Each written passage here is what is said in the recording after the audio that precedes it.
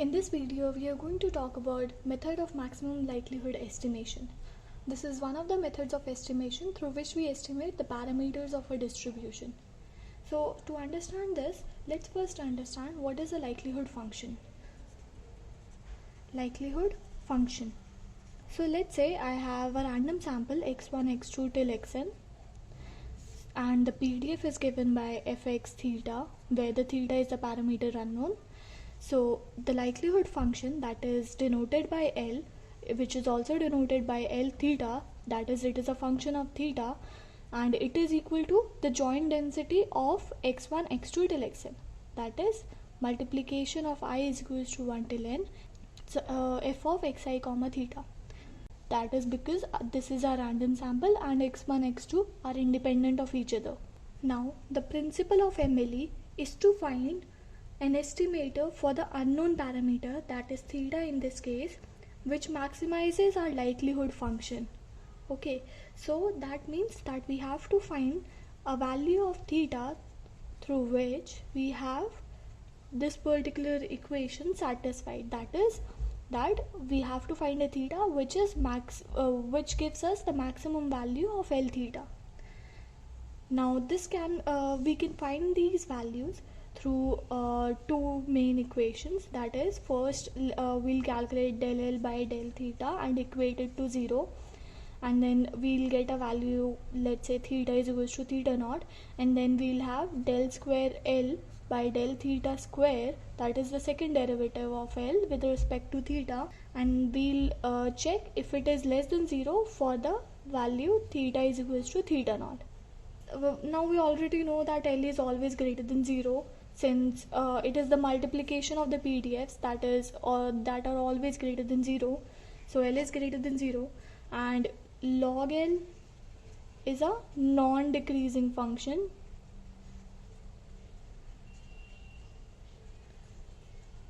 of L. By this we know that L and log L attain their extreme values at the same value of theta naught. So that means that we can also write these two equations like del log L by del theta is equals to 0, and we can also have del square log L by del theta square less than 0.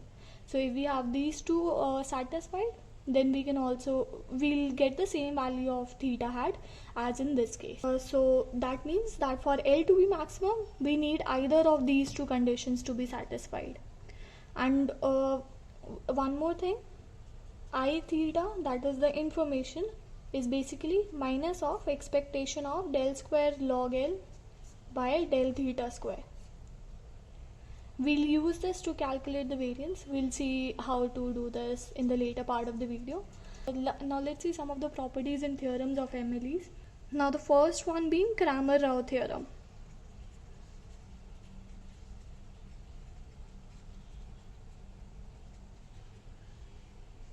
So it says that for del log L by del theta equal to 0, we have a solution that converges to theta naught, like we have seen in the case of MLE.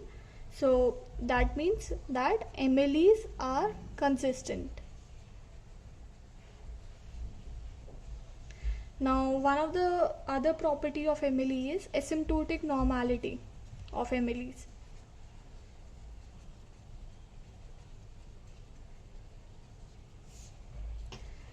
So the asymptotic normality of MLEs states that a consistent solution of L is asymptotically normally distributed about the true value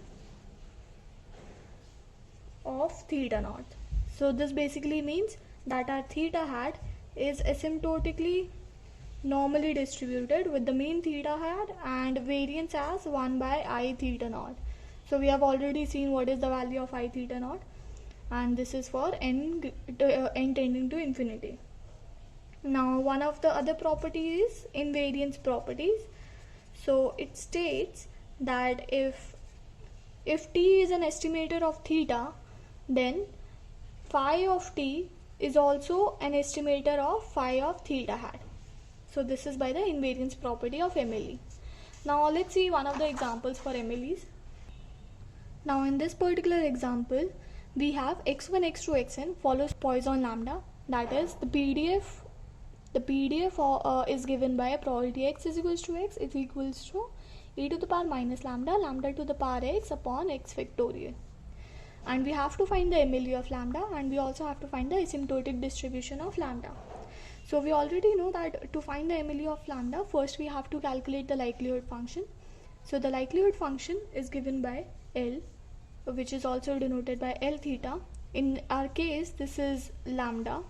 So we have multiplication I is equals to 1 till n, since that is the random sample that we have, and e to the power minus lambda, lambda to the power xi upon xi factorial.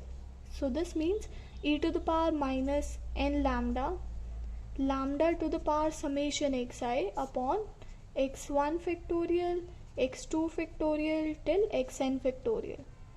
Now let's see what is the log of this. Log of L is given by minus n lambda plus summation xi log lambda minus log of x1 factorial till xn factorial.